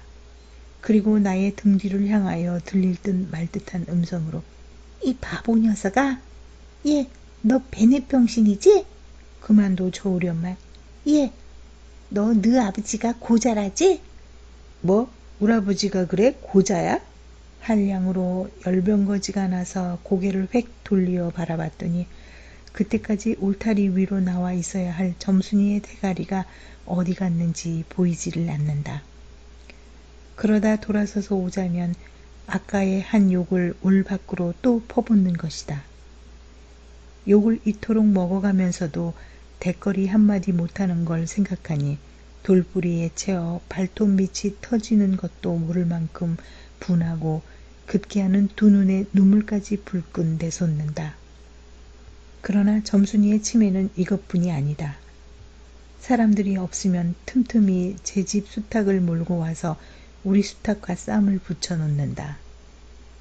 제 집 수탉은 썩 험상궂게 생기고 쌈이라면 회를 치는 고로 의뢰히 이길 것을 알기 때문이다. 그래서 툭 하면 우리 수탉이 면두며 눈깔이 피로 후드러하게 되도록 해놓는다. 어떤 때에는 우리 수탉이 나오지를 않으니까 요놈의 기집애가 모이를 쥐고 와서 깨어내다가 쌈을 붙인다. 이렇게 되면 나도 다른 배차를 차리지 않을 수 없다. 하루는 우리 수탉을 붙들어 가지고 넌지시 장독계로 갔다. 쌈닭에게 고추장을 먹이면 병든 황소가 살모사를 먹고 용을 쓰는 것처럼 기운이 뻗친다 한다. 장독에서 고추장 한 접시를 떠서 닭 주둥아리께로 들이밀고 먹여보았다. 닭도 고추장에 맛을 들였는지 거스리지 않고 거진 반 접시 턱이나 곧잘 먹는다. 그리고 먹고 금세는 용을 못 쓸 터이므로 얼마쯤 기운이 들도록 회 속에 다 가두어 두었다. 밭에 두엄을 두어 짐져내고 나서 쉴 참에 그 닭을 안고 밖으로 나왔다. 마침 밖에는 아무도 없고 점순이만 제 울 안에서 헌옷을 뜯는지 혹은 솜을 터는지 웅크리고 앉아서 일을 할 뿐이다. 나는 점순네 수탉이 노는 밭으로 가서 닭을 내려놓고 가만히 맥을 보았다. 두 닭은 여전히 얼리어 쌈을 하는데 처음에는 아무 보람이 없다.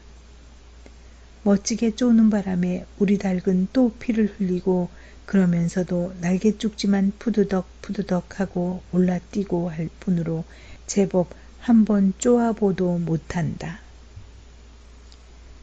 그러나 한 번엔 어쩐 일인지 용을 쓰고 펄쩍 뛰더니 발톱으로 눈을 하비고 내려오며 면두를 쪼았다.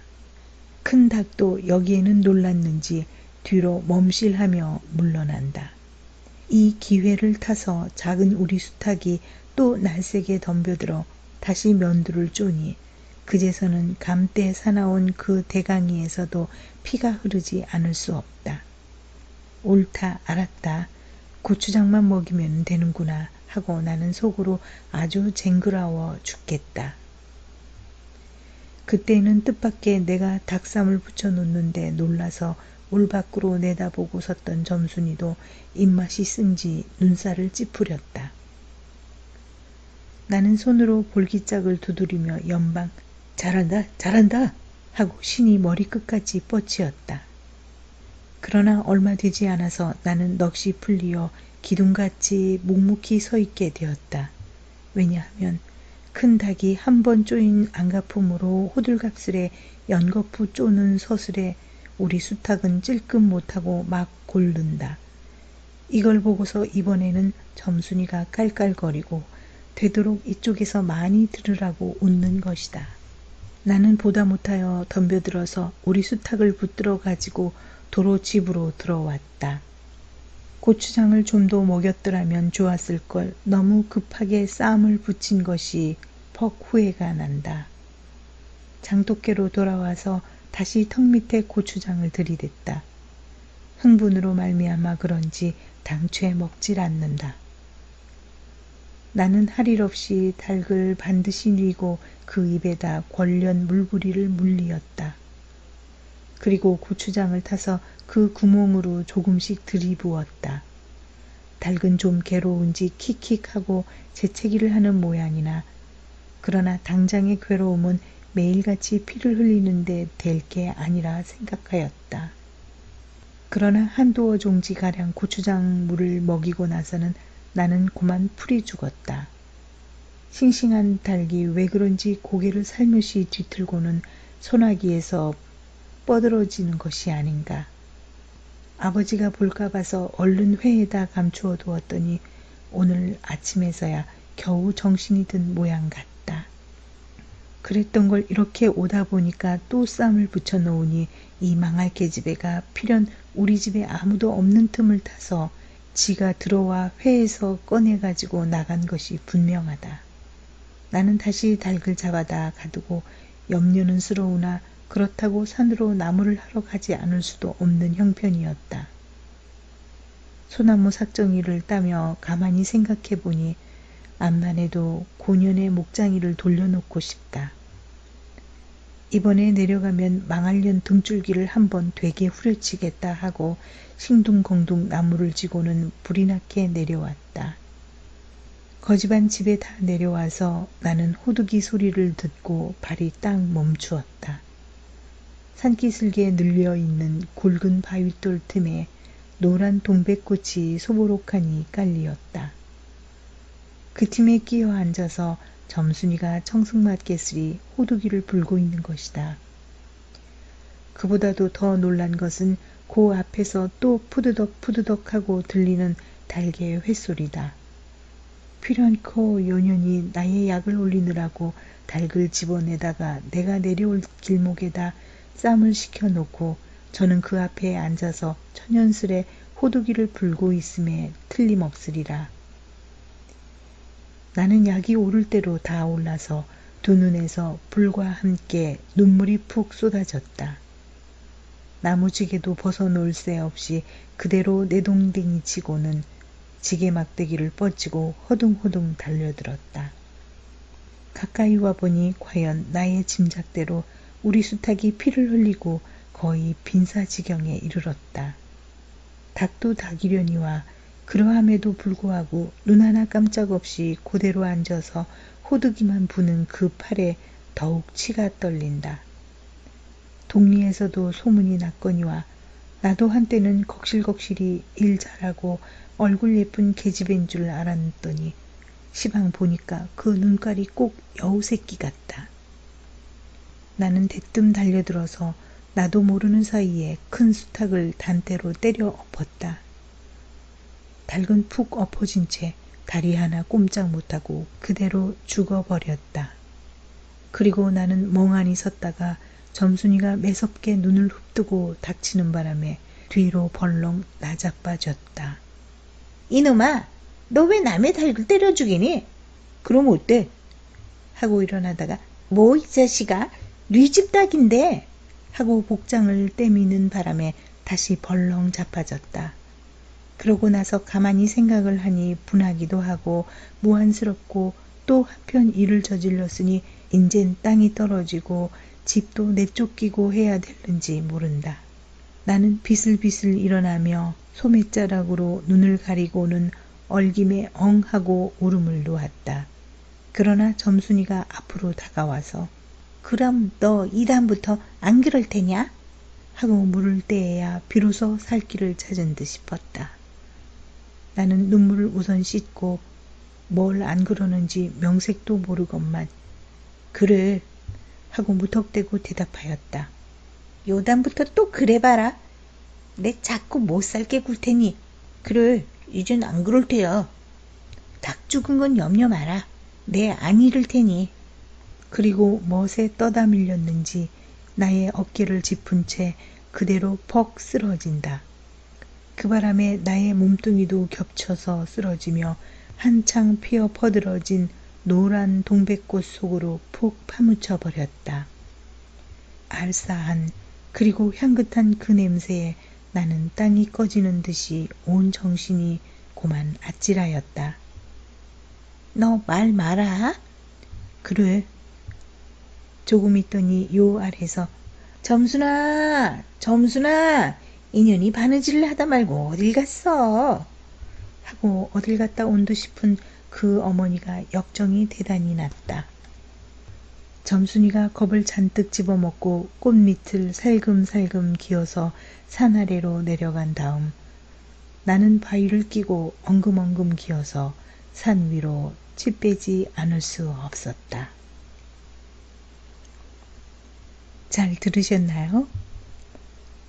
동백꽃은 농촌 소설이라는 표제로 1936년 5월호에 조강에 실린 김유정의 초기 대표작입니다.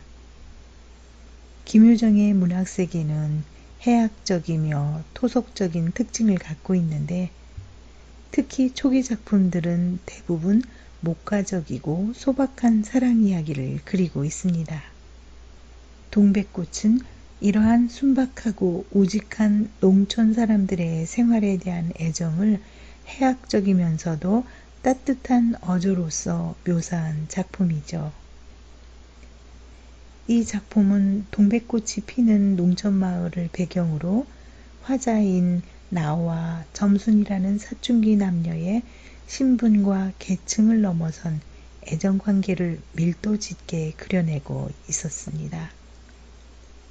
이성에 눈뜨기 시작한 점순이의 적극적인 애정 공세를 좀 어리숙한 주인공이 전혀 이해하지 못하는 데서 두 사람 사이의 갈등이 전개되었죠. 소녀는 구운 감자로 유혹하기도 하고 소년의 달에게 해코지하는 등 짓궂은 행동으로 애정을 표시하지만 소녀는 소녀의 속마음을 알아차리지 못하고 화만 내었죠. 그러나 마침내 소녀는 소년을 끌어안은 채 동백꽃 속에 파묻히고 그제서야 소녀는 소녀의 애정 표시를 어렴풋이 느끼게 되었습니다. 한 가지 특이한 점은 결말 부분에서 극적으로 이루어진 두 주인공의 화해가 점순이 어머니의 등장으로 곧 깨어지고 마는데 이는 마름과 소작인이라는 신분상의 차이로 인해 두 사람의 애정이 쉽게 이루어지기는 힘들다는 작가의 의도를 암시하고 있는 것입니다.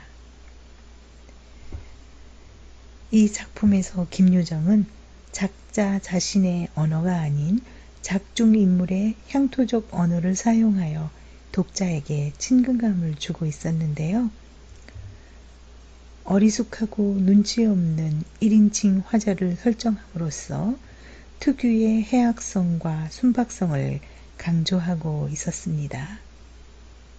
동백꽃은 비록 마름과 소작인 사이라는 신분상의 긴장을 내면에 깔고 있기는 하지만 그보다는 농촌이라는 향토적 배경에 순박하면서도 건강한 사춘기 소년 소녀의 애정 형성 과정을 마치 한 폭의 풍경처럼 그려낸 해학의 너그러움을 보여준 작품이라 할 것입니다. 김유정이 죽기 바로 전해에 씌어진 이 작품은 짧은 생애를 살다 간 작가의 불꽃 같은 천재성이 스며있는 대표적 작품이기도 합니다.